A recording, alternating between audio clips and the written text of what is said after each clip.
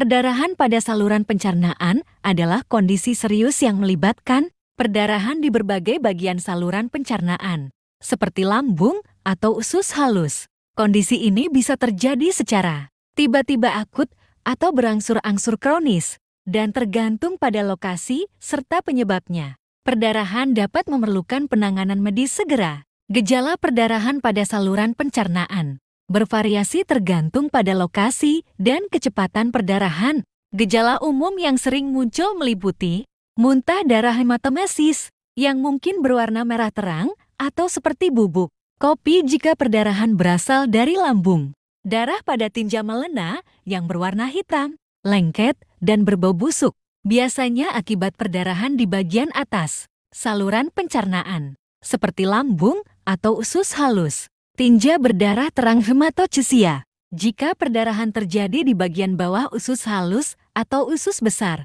Anemia dan gejala terkait seperti pusing, lemah, pucat, atau sesak napas akibat kehilangan darah.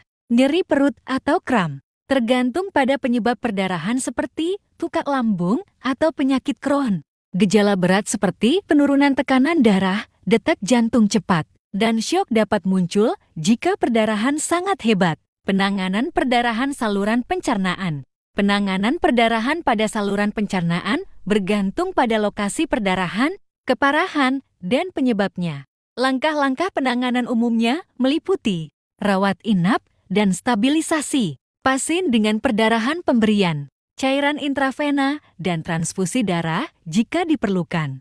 Endoskopi mengidentifikasi lokasi perdarahan dan menghentikan perdarahan dengan prosedur seperti koagulasi, clipping, atau suntikan obat, obat-obatan, obat penghambat asam, seperti proton pump inhibitors PPE, diberikan untuk mengurangi produksi asam lambung jika perdarahan disebabkan oleh tukak lambung. Pembedahan jika perdarahan tidak dapat dikendalikan dengan metode non-bedah.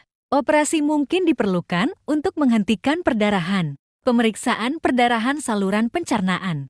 1. Anamnesis. Pada anamnesis, riwayat tukak lambung, obat antiinflamasi non-steroid OAINS, alkohol, riwayat penyakit saluran cerna, gejala muntah darah atau tinja hitam. 2. Pemeriksaan fisik. Pemeriksaan fisik bertujuan mengidentifikasi tanda-tanda perdarahan dan anemia. Tandanya pucat, peningkatan denyut jantung, penurunan tekanan darah, atau nyeri tekan di perut menunjukkan adanya perdarahan yang signifikan. Pemeriksaan rektal untuk darah dalam tinja. 3. Pemeriksaan laboratorium. Hitung darah lengkap HB dan HT untuk mengukur kadar hemoglobin dan hematokrit yang akan menurun. Tes fungsi hati untuk mengevaluasi adanya kerusakan hati yang bisa menyebabkan varises esofagus, salah satu penyebab perdarahan saluran pencernaan. Uji tinja untuk mendeteksi darah tersembunyi dalam tinja outflow blood test, terutama pada perdarahan kronis.